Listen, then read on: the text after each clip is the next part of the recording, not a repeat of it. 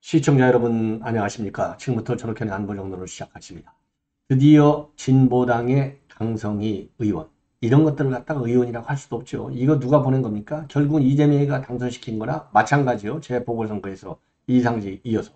자, 그래서 강성희가 결국은 오늘 변종 잡종 테러를 했다고 저는 봐요. 대통령한테. 그래서 경호원들 4명한테 강제로 끌려 나가는 사태가 발생했는데, 문제는 뭐냐?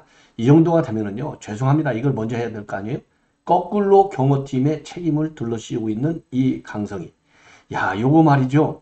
요번 제 선거에서는 이거 뭐 되지도 않겠지만 당연히 요거 완전히 징계 처분을 해야 된다. 국회에서 우리 국민의힘에서는요. 그래서 징계 처분 징계 제소를 하라 이렇게 주장하고 싶어요.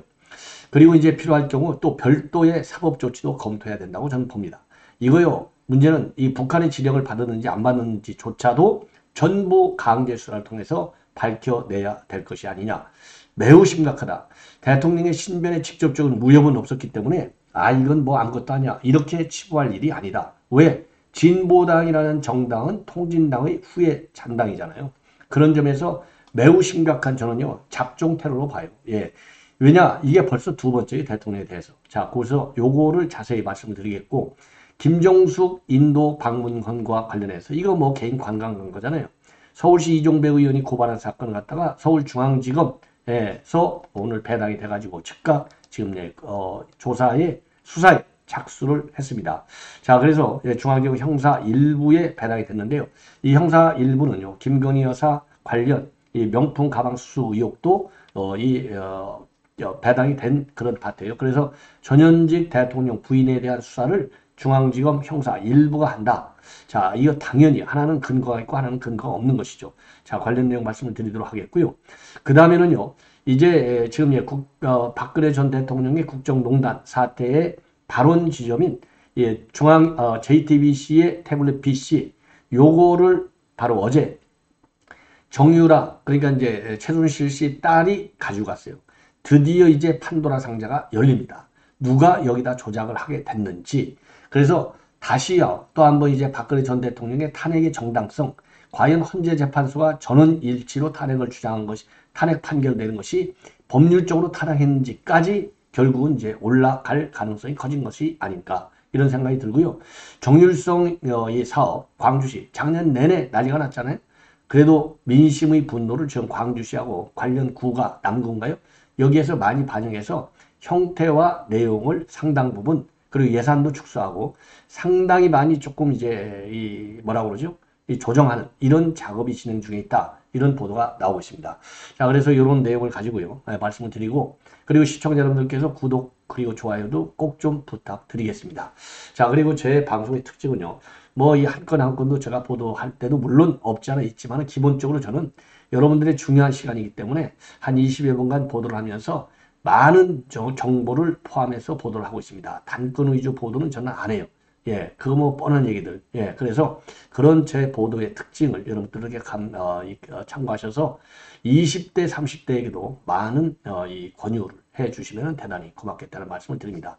먼저요, 자료 화면을 통해서 오늘 있었던 이 강성희 진보당 의원의 지금 윤석열 대통령에 대한 이 방해 행위, 일종의 난동 사건이에요. 곧 소리 지르고 난리가 났어요. 자, 그러니까 이거 끄집어 내 가야죠. 그래서 경호위원들한테 끌려 나가는 모습이 되겠는데요. 자, 지난 가을에 윤 대통령이 예산 시정연설을 할 텐데요. 요때 지금 보시듯이 피켓 시위는 안 한다. 이렇게 지금 여야가 합의하고서 지금 예산 시정연설을 하게 되는데 그 약속을 깨고 이렇게 해요. 줄일 건 뭐냐? 예산이 아니다. 윤의 임기다. 윤의 임기를 줄여라 이거예요. 근데 퇴진하라는 거예요. 퇴진하고 나서 탄핵 받아라. 이 얘기지 않습니까? 자, 요러한 강성희. 이 문제는요. 강성희도 문제지만 이거 경기 동부연합의 잔당들이잖아요. 전부. 잔당들이 아니라 주도 세력 중에 하나라고 볼 수밖에 없죠. 왜냐면 자, 이석기가 경기 동부연합 통진당. 이석기 잡혀가고 당 해산되니까 만들어진 게 이름을 계속 바꿔갔고요. 민중당으로 중간에 바꿨다가 마지막 판에 진보당으로 바꿔서 여의도 국회 배지까지 달게 했는데 이 순상 줘야 될 사람이 누구냐? 바로 이재명이에요. 왜냐하면 민주당이요. 요때는 말이죠. 요때는 귀책사유가 우리 당에 있어. 그래갖고 후보를 안 냈어요. 일부러 후보를 안 낸 거가 결국은 강성희를 당선시키려고 후보를 안 낸 것 아니냐. 이런 비판을 받지 않을 수 없다고 생각을 합니다. 예. 자, 그래서 요 난동 사건, 그 당시 요 난동 사건하고 오늘 이 난동 사건은 궤를 같이 한다. 그래서 통진당이 북한 지령을 받아서 활동해서 이 헌법에 명시된 대로 자유민주적 기본 질서를 해야 한다. 그래서 그거 해산이 된 거 아니겠어요? 똑같은 정당이거든요. 이름만 달라졌고. 그렇기 때문에 이런 대통령에 대한 뭐라고 그럴까요? 신변 위협적 행보. 이게 전부 북한의 지령에 의해서 이루어질 가능성을 배제할 수 없다는 겁니다. 자, 그러면은 요 인간이, 이 강성희가 어떤 인간이냐? 아주 전과 사범 5범이에요. 전과 5범입니다. 자, 이걸 보면은요. 공무집행 방해죄가 하나 있고, 예, 벌금 2천만 원을 먹었어요. 200만 원. 2005년도 1월 얘기입니다. 이거 다 눈에 보이시죠? 자, 그리고 폭력행위 처벌법에 관한 이 위반 행위가 있어요. 야간 공동 상해 혐의입니다. 그 다음에 업무 방해가 2011년도 예, 벌금 500만 원입니다. 그 다음에 업무 방해하고 또 폭력행위에 대해서 공동 상해, 그리고 이제 폭력행위 처벌법 위반 후 공동 주거 침입. 아주 이거 조폭, 깡패, 도둑 이 수준이죠. 벌금 300만 원 2013년 8월. 그 다음에 업무 방해 2015년 4월 벌금 200만 원. 그 다음에 또 2015년 6월 이거는 업무 방해 혐의하고 폭력처벌법 위반, 공동주거침입, 집단 흉기 등 상해 혐의. 이게 징역 1년 6개월에 집행유예 3년. 자, 이게 말이죠. 지난번 그러니까 이제 재보궐선거 때 내놓은 이 기록이 되는 겁니다. 자, 그래서 2022년도 12월 6일 날 이게 예비 후보자 할 때 전주시 완산구 선관위에 제출한 요게 이제 이 전과 기록 증명하는 제출서예요. 그러니까 이거는 무슨 추정 보도가 아니고 팩트 상황입니다. 이렇게 전과 5범이에요. 자, 요런 보세요. 공동상해, 주거침입, 예? 폭력, 흉기 요런 걸로 볼 때 요거 딱 북한의 지령에 따라서 움직일 가능성이 굉장히 농후한 기록을 가지고 있는 인간입니다. 요런 인간이 오늘 대통령한테 악수를 하는 기회를 이용해서 고함 국정기조를 바꿔라! 고함을 질리고 난리를 친 거예요. 그리고서 이제 악수를 놓고 가려고 하는데도 불구하고 악수를 딱 이 악수하는 이 손을 놓지를 않아요. 옆에 사람도 인사를 해야 될 거 아니에요. 입장. 그러니까 오늘 전북 전주에 한국소리 문화의 모학당에서 전북도 출범식에 전북특별자치도 출범식에 윤 대통령이 참여해서 치사를 하러 갔어요. 그래서 이제 지금 윤 대통령이 지금 이제 전북지사, 김관영 전북지사하고 같이 입장을 하는데 난리나 악수 테러를 한 겁니다. 국정기조를 바꾸지 않으면 국민들이 불행해집니다. 그래서 결국은 들려 나갔습니다. 예, 들려 나갔어요. 자, 그런데 이 들려 나가니까 이거를 갖다가 지금 뭐라고 요 인간이 반발하느냐? 자, 그럼 먼저요. 요 자세한 내용을 사실관계를 말씀을 드리겠습니다. 자, 전북특별자치도 축하 행사에서 윤 대통령이 입장하면서 내외빈하고 두루 악수를 했다. 그리고 진보당 강성희 의원 차례가 되니까 강성희가 대통령과 악수한 손을 놓지 않고 대통령이 국정기조를 바꾸셔야 합니다. 라고 고성을 지른다. 그리고 대통령이 이제 또 다른 사람한테 이동하면서 이제 입장을 해야 될 거 아니에요? 그런데도 손을 안 놓고 힘을 꽉 주고서 똑같은 말을 갖다가 더 악을 쓰면서 또 얘기를 하는 거예요.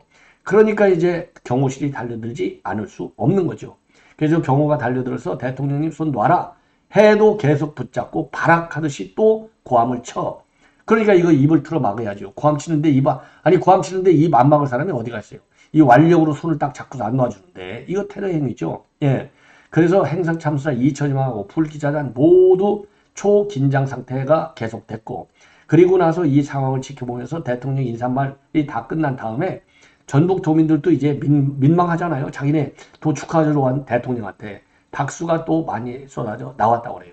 그런데 이 진보당에서는 이 사건과 관련해서 전혀 사실과 다른 왜곡 주장을 하고 있고, 국회에서 의견 표시만 했는데 의원직 상실 수준의 이 터무니없는 이런 주장을 내놓고 있다는 겁니다. 그래서 요거에 대해서는 강력히 법적 조치를 해야 되겠다. 그래서 1차적으로 윤리위에 제소를 하고 2차적으로 우리 시민단체 아니면 대통령실에서 직접 경호실 이름으로 당당하게 고발하라. 이렇게 저는 주장하지 않을 수 없어요. 그러니까 이 강성희가 지금 이제 반발하고 있는데요. 반발 기자회견까지 가졌어요. 참 기가 막히죠. 그래서 뭐라고 그랬냐. 그 한마디가 그렇게 듣기 거북했냐. 저는 윤 대통령과 악수하며 국정기조를 바꿔야 합니다. 라고 인사를 건넸대요. 이게 거짓말. 아니 악수고 소리 지르는 인간이 무슨 이게 인사입니까? 아니 대통령한테 악쓰는 게 인사예요? 야, 그러니까 이게 교묘한 심리전을 쓰는 거예요. 그런데 이 순간 대통령 경호원들이 달려들어서 저희 입을 틀어막고 사진을 들어 끌어내고 상사장 밖으로 내동댕이 쳤다. 아니 내동댕이 쳤어요? 끌고 나간 거지. 그러면 이런 인간을 안 끌고 나갑니까? 그리고 이런 인간을 입을 안 틀어막아요? 처음부터 입을 틀어막았냐고. 두 번, 세 번 똑같은 얘기를 반복해서 고함 지르니까 이거를 안 데리고 나갈 수가 없는 거죠. 만약에 이런 인간을 갖다가 안 데리고 나가면 이거는 경호실이 이제 고발당해야죠. 직무유기로. 예. 안 그렇습니까? 자, 이거 보십시오. 요런 인간이라니까요. 입을 틀어 막아야죠. 요렇게 이 악수는 이 얼굴 모습을 보십시오. 예. 그럼에도 불구하고 제가 놀란 것은 그 주변에 있는 이 초대받은 사람들도 가만히 앉아 있어요. 이거를 경호실을 도와줘야죠. 도와주려고 하는 자세가 전혀 보이지 않는 데 대해서 또도 저는 더 경악을 느낍니다. 자, 그래서 요런 지금 이제 사실 왜곡 그리고 또 추가적으로요. 이거 악수를 하는 것만 강조하고 있어요. 그러니까 악수하고 인사말이라는 걸 강조하고 있어요. 이거는 악수도 아니고 인사말도 아니고 일종의 테러다. 소동이다. 소동. 예, 이렇게 생각하지 않을 수 없습니다. 자, 그래서 요런 것이 통상적인 것이다. 이렇게 정의당이 지금 난리를 치고 있는데 이 정도가 통상적인 거예요. 그럼 정의당도 이 헌재에서 해산시켜버려야죠. 이런 정당을 갖다가 누가 정당이라고 할 수가 있겠습니까? 자, 이 정도로 말씀을 드리고요. 그 다음에는요, 지금 이제 김정숙 고발건이 이제 제대로 다루어지고 있는 것 같습니다. 자, 그래서 김정숙 고발건은요, 여러분들 뭐 길게 안 해도 모두 다 기억하실 겁니다. 예, 그래서 형사 일부에 전격 배당이 됐어요. 자, 이거 뭐냐? 김정숙이가 인도 타지마를 가고 싶으니까 이거를 꼼수를 부린 거예요. 본래 인도 정부에서는 김정숙이를 초대하지도 않았어요. 문체부 장관을 초대한 거예요. 당시 이제 도정환 장관을 초대했는데 요거를 보고 받고 나서 이제 김정숙이가 발동한 거예요. 본능이 발동한 것이죠. 가고 싶어서. 이 버킷 리스트에 인도가 들어가 있었던 거죠. 그래서 이걸 갔어요. 이걸 가니까 이제 이런 게 이제 문제가 돼가지고 결국 서울시 우리 국민의힘 아주 유능한 의원 하나 있잖아요. 이종배 의원이 딱 고발을 한 거예요. 고발을 해서 이번에 바로 이제 어제 중앙지검에 이 형사 일부에 배당이 된 겁니다. 그런데 형사 일부는요, 이 김건희 여사의 명품백 수수 의혹도 요것도 이제 수사하고 있어요. 그래서 형사 일부가 전현직 대통령 부인 수사를 하게 되는데, 자, 그래서 김정숙 건으로 이제 넘어가면 김정숙이가 그래서 이제 인도를 갔다 왔지 않습니까? 그런데 이제 초대도 안 했는데 지가 초대하고 가고 혼자 가는 주제에 관광하러 가는 주제에 이게 대통령 전용기를 타고 또 가요.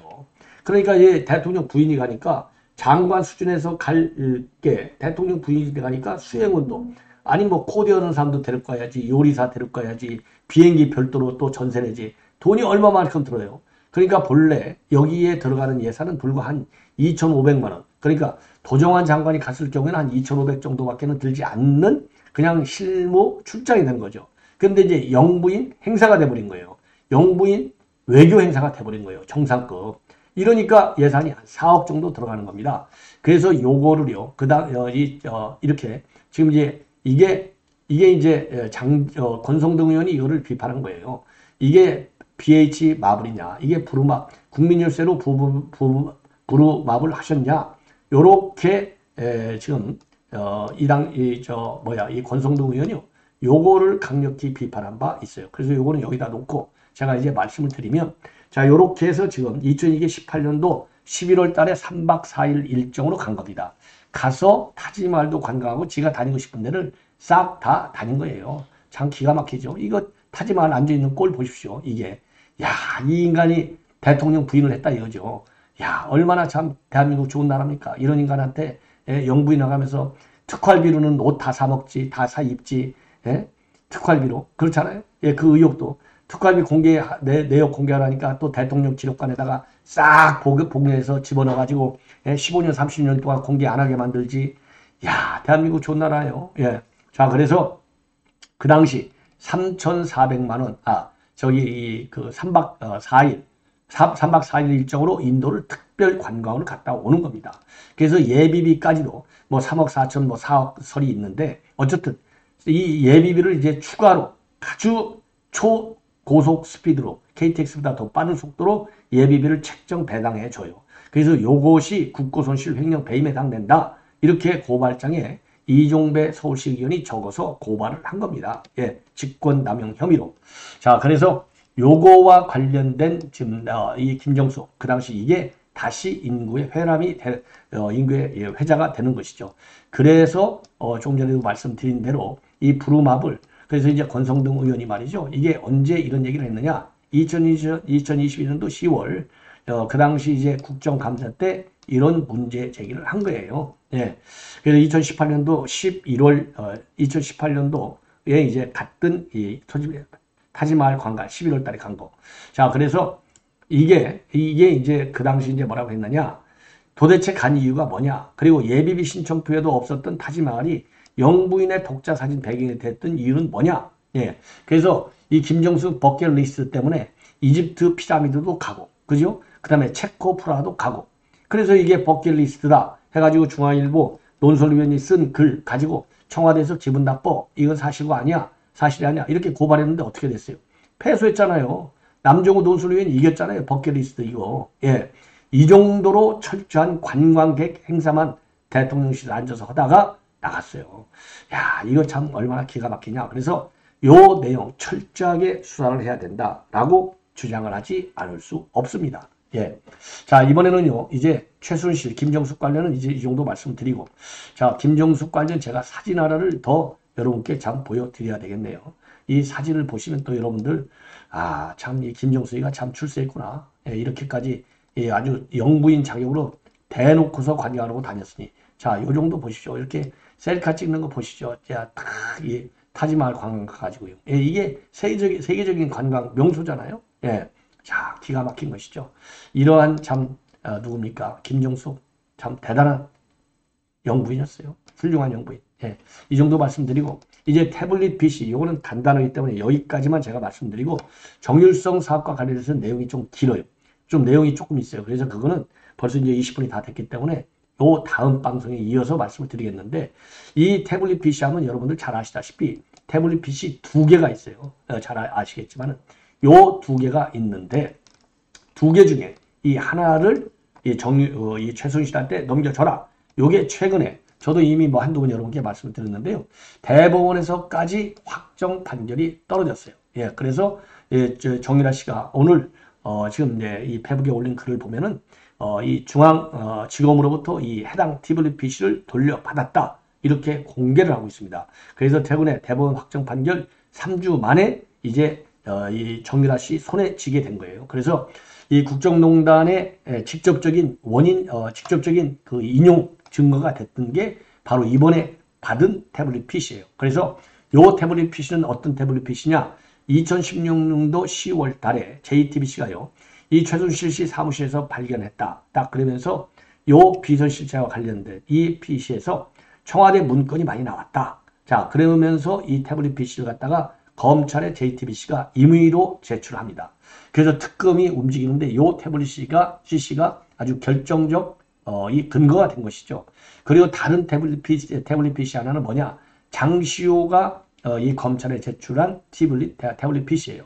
그 장시호가 제출한 것은 2016년도 10월에 이 최순실 씨 자택 금고에 있는 현금, 주식, 각종 문건과 함께 들고 나오는 이 태블릿 PC 들고 나오는 게 이 CCTV에 딱 잡혔어요. 그러니까 방위수 특검이 그거 갖고 오라고 그러니까 이 장시호가 갖다가 임의 제출한 겁니다. 그래서 요 두 개가 있는데 이 장시호 태블릿 PC가 아니라 JTBC 태블릿 PC다. 요렇게 기억하시면 될 것 같아요.